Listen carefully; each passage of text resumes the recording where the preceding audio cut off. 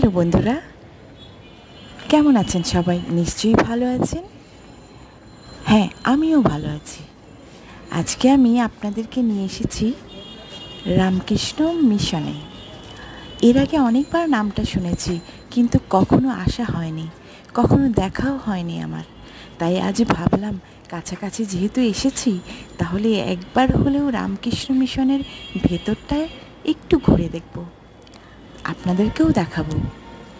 ভেতরটা দেখুন, কি সুন্দর গাছপালা। ভেতরটায় একটা স্কুল রয়েছে, স্বামী বিবেকানন্দ বিল্ডিংটা রয়েছে, এত সুন্দর।